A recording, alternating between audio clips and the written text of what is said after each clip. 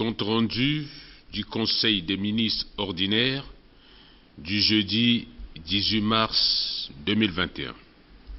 Le jeudi 18 mars 2021, sous la très haute présidence de son Excellence, professeur Faustin Archange Touadéra, président de la République, chef de l'État, le Conseil des ministres a tenu sa séance ordinaire à 15h50 autour de l'ordre du jour suivant.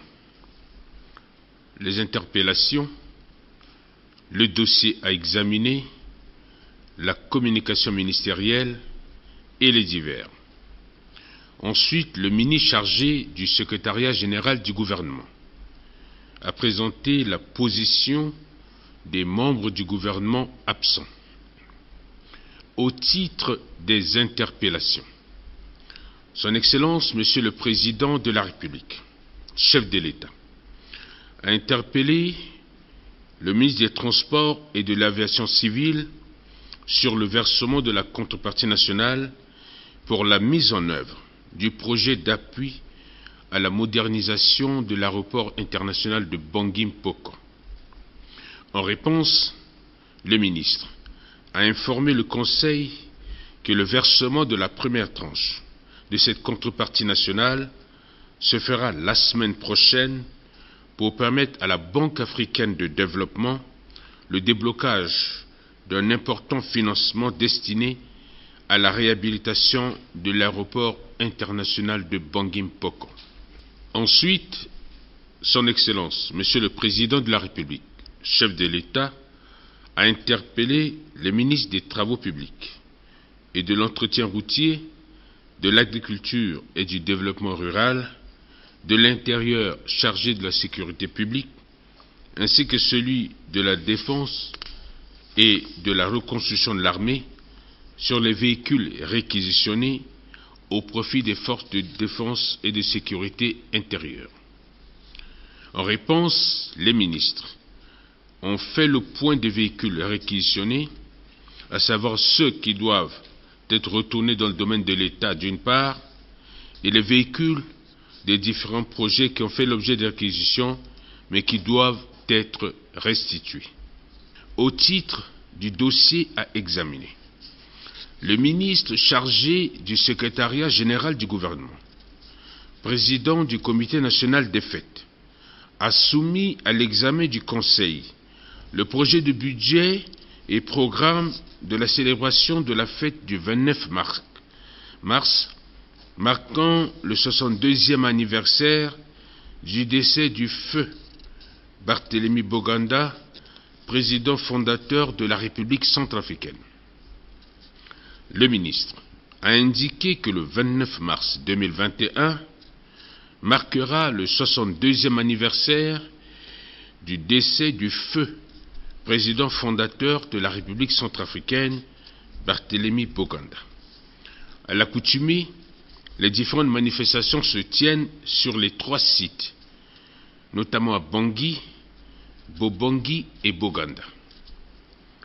En effet, le ministre a sollicité du Conseil l'adoption des 10 projets de budget et de programme de cette célébration afin de permettre au Comité national des fêtes de prendre toutes les dispositions pratiques nécessaires en prélude à ces activités.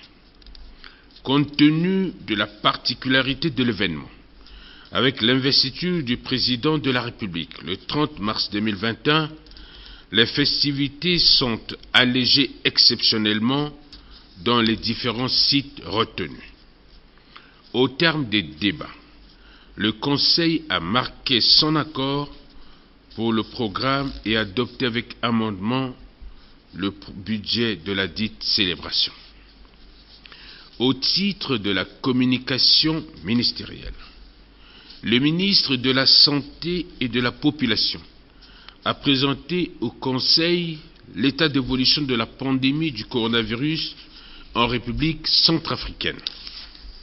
Le ministre a indiqué que dans le cadre de la lutte contre la propagation de la pandémie du Covid-19 dans notre pays, la situation épidémiologique à la date du 17 mars 2021 se présente comme suit.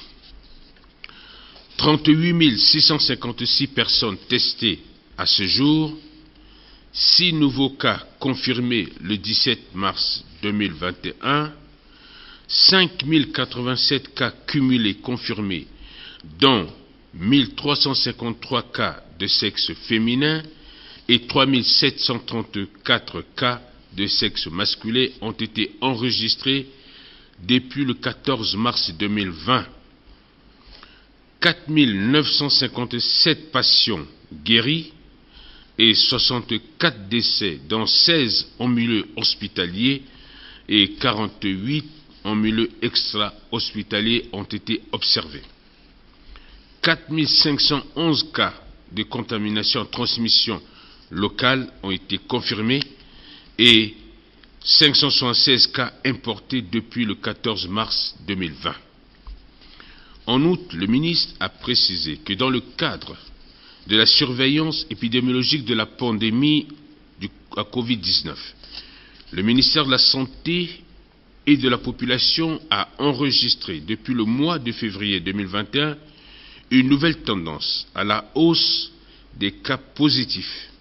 Cette situation préoccupante est aussi observée dans certains districts sanitaires de l'arrière-pays. Tenant compte de l'apparition de nouvelles variantes dans le monde, une campagne de dépistage massive sur toute l'étendue du territoire national sera organisée. Cette campagne a pour but, d'une part, de fournir des informations relatives à la circulation du SARS-CoV-2, y compris les nouvelles variantes dans le pays, et de créer un sens d'urgence d'autre part.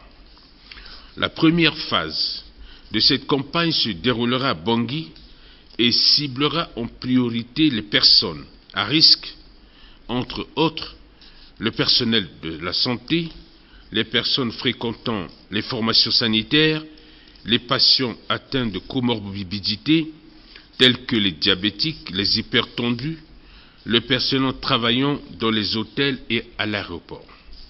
Par ailleurs, le ministre a indiqué que la riposte contre la pandémie du Covid-19 a pris un tournant décisif par le développement de nouveaux vaccins par les firmes pharmaceutiques ainsi que leur utilisation selon un protocole d'urgence défini par l'OMS. Grâce à la solidarité internationale, la République centrafricaine va pouvoir accéder aux vaccins par la soumission d'une demande selon le processus défini par la facilité COVAX. Il convient de noter qu'à ce jour, 190 pays participent dans la facilité COVAX, parmi lesquels 40 pays ont déjà reçu leur première livraison selon les critères d'éligibilité. La facilité COVAX ne peut couvrir que 20% de la population. Pour ce faire, en vue d'être en conformité avec la vision du programme de relance de la vaccination, qui veut qu'en République centrafricaine, chaque individu, où il se trouve, quel que soit son âge, son sexe, sa condition sociale et son appartenance communautaire, bénéficie pleinement des vaccins retenus dans le programme national de vaccination pour sa santé et pour son bien-être. À ce sujet, le gouvernement, avec l'appui de ses partenaires, auront à mobiliser des ressources supplémentaires pour couvrir le reste de la cible nationale. Après cette présentation, le Conseil en a pris acte. Au titre des divers, le ministre chargé du secrétariat général du gouvernement a annoncé au Conseil qu'il sera procédé dans les jours à venir à la réquisition des véhicules des membres du gouvernement par préséance afin de mettre à la disposition des invités de marque participant à la cérémonie d'investiture de son Excellence, Monsieur le Président de la République, chef de l'État, réélu, prévu pour le 30 mars 2021 à Bangui. Madame le ministre de la Promotion de la Femme, de la Famille et de la Protection de l'Enfant a informé le Conseil. Quant à elle, s'est interrogée sur les propos de Monsieur le ministre, conseiller spécial à la présidence de la République, Fidèle Ngwadika, sur les réseaux sociaux qui ont créé la polémique et partant portent atteinte à la dignité de la femme centrafricaine. Ces écrans de langage, poursuit-elle, sont de nature à nuire aux actions du gouvernement et de l'exécutif en général. Elle a souhaité plus d'apaisement dans le contexte actuel et demande à toutes les femmes de ne pas tomber dans des commentaires qui puissent fragiliser davantage nos liens, car notre pays a plus besoin d'unité autour du président de la République pour la reconstruction de notre cher et beau pays, la République centrafricaine. En outre, elle a informé le Conseil de l'arrêt des activités du parc Zanga-Sanga suite à la propagation de la pandémie du Covid-19 dans notre pays. Cette situation fait perdre au parc des ressources mensuelles d'au moins 30 000 $. Les conséquences au niveau du pouvoir d'achat de la population locale sont le braconnage des espèces protégées du dit parc, a-t-elle conclu. Madame le ministre de la Défense nationale et de la reconstruction de l'armée a rendu compte au Conseil de la situation des donations faites au profit des forces de défense et de sécurité. L'ordre du jour étant épuisé, Son Excellence, Monsieur le Président de la République, chef de l'État, a levé la séance à 17h35. Fait à Bangui, le 19 mars 2021, le ministre chargé du secrétariat général du gouvernement, Maxime Balalou. Je vous remercie.